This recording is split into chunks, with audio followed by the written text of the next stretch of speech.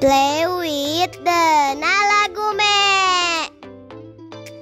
Hai kawan, jangan lupa di like dulu, terus diklik tombol subscribe-nya dan aktifin loncengnya ya. Waktunya Mama bercerita. Hai kawan, waktunya Mama bercerita. Oke, ketemu lagi sama Mama. Di video kali ini Mama akan biasa nih cerita tentang cerita rakyat yang ada di Indonesia. Oke, minggu kemarin kita udah jalan-jalan nih di Pulau Sumatera. Sekarang waktunya kita untuk jalan-jalan ke Pulau Jawa, tepatnya di Provinsi Jawa Barat. Oke, sebelumnya Mama mau tanya nih sama kawan-kawan semua. Ada yang tahu nggak gunung yang terkenal di Jawa Barat yang bentuknya menyerupai perahu terbalik? Ada yang tahu nggak? Ayo. Yap, betul banget. Itu adalah Gunung Tangkuban Perahu. Nah, sebelum Mama masuk ke cerita rakyat yang berhubungan dengan Gunung Tangkuban Perahu, Mama mau jelasin dulu ya sekilas tentang Gunung Tangkuban Perahu. Selain menjadi salah satu objek wisata favorit, Gunung Tangkuban Perahu yang memiliki rupa stratovolcano ini juga memiliki beberapa fakta-fakta lainnya. Apa aja? Gunung ini memiliki 9 kawah, 3 diantaranya menjadi favorit wisatawan untuk berendam air panas. Gunung ini juga menjadi habitat bagi ragam flora dan fauna. Selain itu, legenda di balik terciptanya Gunung Tangkuban Perahu ini pun menjadi salah satu kisah populer, yaitu cerita tentang legenda Sangkuriang, cerita rakyat yang akan Mama ceritain kali ini. Nah, Sangkuriang merupakan salah satu legenda populer di Indonesia, sehingga diadaptasi dalam beberapa bentuk. Oke, Mama jelasin sedikit tentang tokoh-tokoh yang ada dalam legenda Sangkuriang ini. Yang pertama tentu saja adalah Dayang Sumbi, yang terlahir dari Wayung Hyang dan Raja Sungging Perbangkara. Yang kedua adalah Wayung Hyang, adalah dewi yang dikutuk menjadi babi hutan. Yang ketiga ada Tumang, seorang dewa yang dikutuk menjadi seekor anjing. Dan yang keempat ada Raja Sungging Perbangkara, adalah raja sekaligus ayah dari Dayang Sumbi. Yang terakhir, tokoh utama dalam cerita legenda rakyat satu ini adalah Sangkuriang, seorang anak yang jatuh cinta kepada ibunya sendiri. Oke, nggak usah berlama-lama ya. Pasti pada penasaran juga kan? Oke, kita langsung masuk ke ceritanya. Let's go!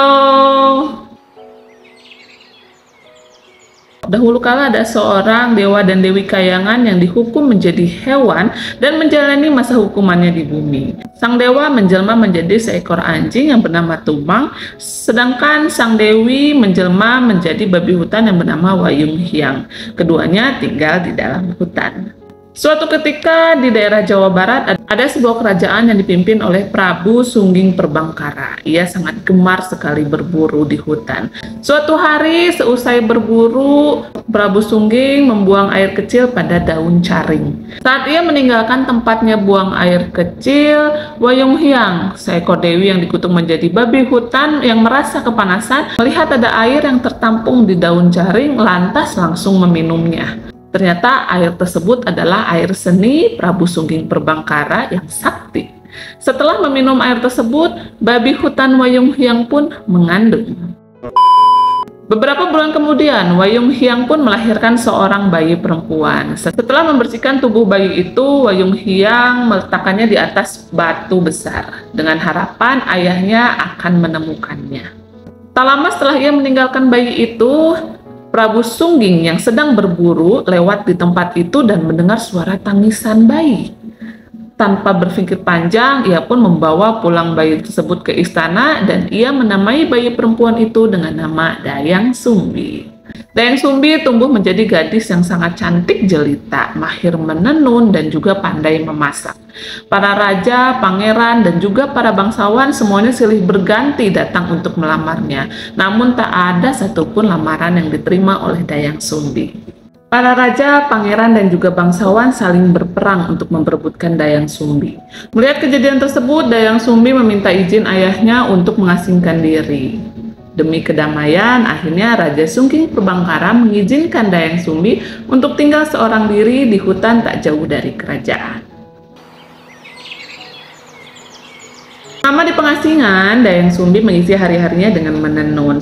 Suatu hari saat ia sedang asik menenun, peralatannya ada yang terjatuh. Karena malas mengambilnya, ia berjanji kepada dirinya sendiri. Siapapun yang mengambilkan benang ini untukku, jika perempuan akan kujadikan saudara, dan jika dia laki-laki akan kujadikan suami, ujar Dayang Sumbi. Tidak lama kemudian, Tumang menghampirinya membawakan peralatan tersebut. Karena harus menepati janjinya, Dayang Sumbi pun menikahi Tumang.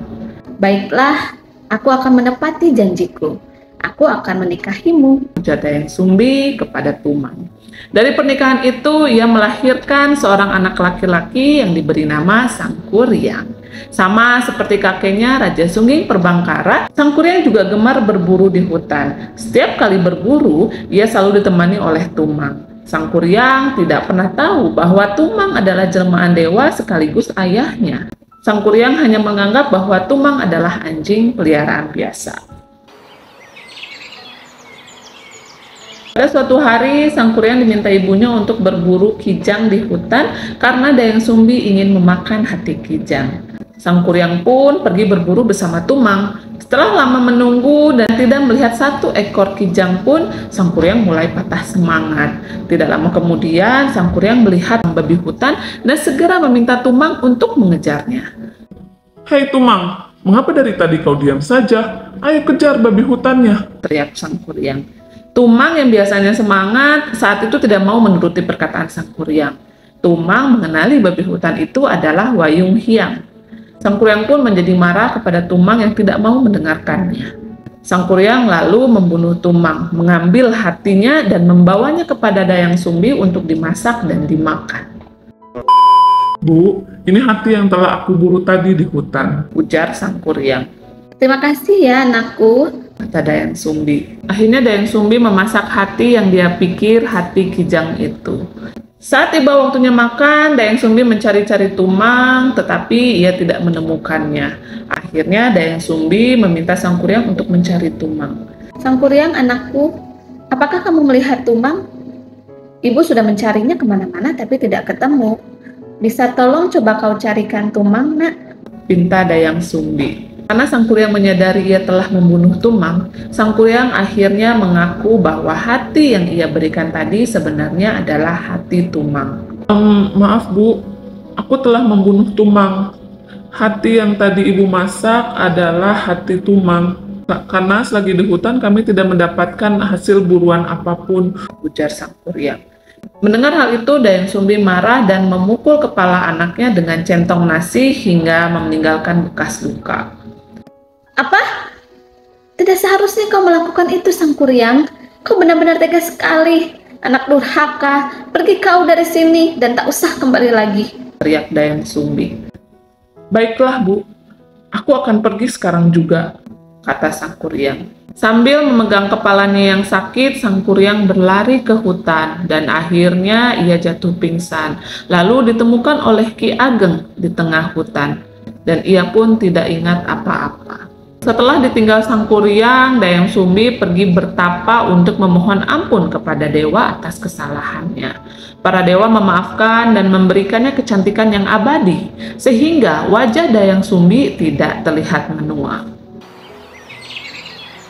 Bertahun-tahun terlewati, Sangkuriang tumbuh menjadi pemuda yang gagah dan sakti karena terus berguru kepada Ki Ageng yang ia temui.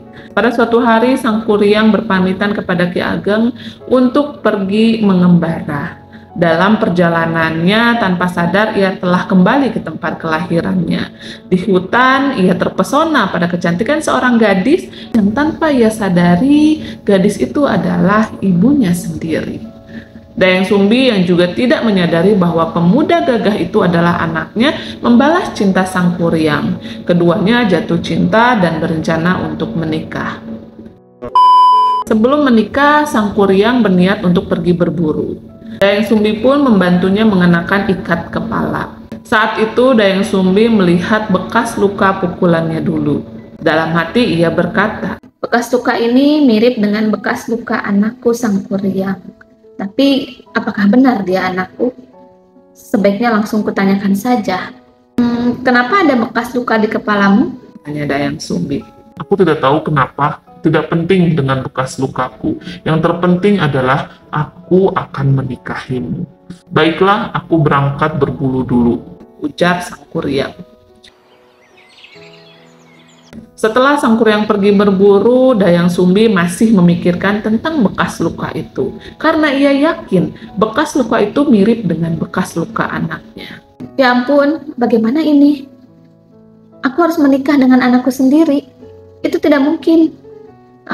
Bagaimana kalau aku ajukan saja 2 permintaan kepadanya? Pikir Dayang Sumbi. Ketika malam tiba, Dayang Sumbi menceritakan siapa dirinya kepada Sang Kuryang dan menolak untuk diperistri anaknya sendiri. Sang Kuryang yang dibutakan oleh cinta tidak percaya dengan cerita itu dan tetap berniat meminang Dayang Sumbi. Karena tidak mungkin Dayang Sumbi menikahi anaknya sendiri, ia akhirnya memberikan syarat pernikahan yang dianggap mustahil kepada Sang Kuryang. Baiklah, jika kamu bersikeras untuk menikah denganku, kamu harus memenuhi 2 permintaanku ini, kata Dayang Sumbi. Apa permintaan itu? Tanya Sang Kuryang. Kamu harus membendung Sungai Citarum dan membangun sebuah perahu yang sangat besar. Semua itu harus selesai sebelum matahari terbit ke timur. Sanggupkah kamu? Ujar Dayang Sumbi.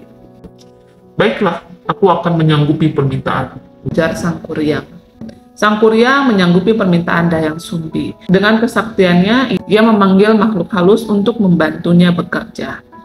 Hei para jin, bantu aku membendung Sungai Citarum dan membuat perahu yang sangat besar. Itu semua harus selesai sebelum matahari terbit ke timur, ujar Sang Kuryang.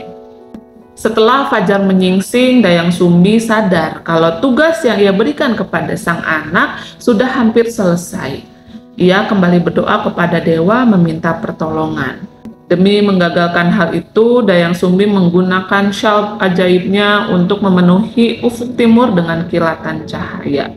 Kilatan cahaya ini merupakan tipu daya agar tampak seperti langit fajar.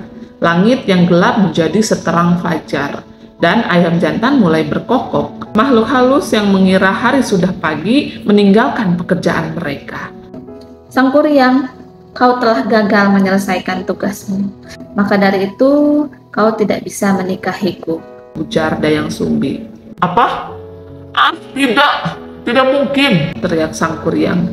Merasa sudah dicurangi membuat Sang Kuryang marah besar. Sang Kuryang menendang perahu besar yang sudah dibuatnya sehingga jatuh tertelungkup. Perahu besar itu kemudian menjadi sebuah gunung, Gunung Tangkuban Perahu, yang berarti perahu yang tertelungkup. Karena takut akan kemarahan Sang Kuryang, Dayang Sumbi terus berlari dan akhirnya menghilang di Gunung Putri dan berubah menjadi bunga jaksi. Sementara Sang Kuryang yang tidak berhasil menemukan keberadaan Dayang Sumbi akhirnya menghilang ke alam gaib di dalam gua. Oke kawan, itu dia legenda Sang Kuryang yang konon hingga saat ini dipercaya oleh masyarakat yang merupakan asal-usul dari Gunung Tangkuban Perahu. Oke, seperti biasa kita langsung ke pesan moral dari cerita Sang Kuryang. Ada beberapa pesan moral yang bisa didapatkan dari cerita Sang Kuryang ini. Yang pertama adalah kejujuran. Kejujuran akan membawa kebaikan. Sementara perbuatan curang akan merugikan diri sendiri dan juga orang lain. Yang kedua, kita juga dapat belajar untuk selalu berpikir jernih sebelum bertindak.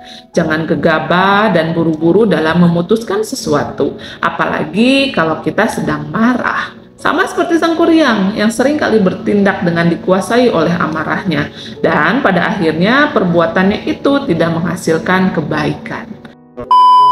Seperti biasa, buat kawan-kawan yang mau cerita rakyat apalagi yang mau Mama ceritain, boleh komen di kolom komentar ya.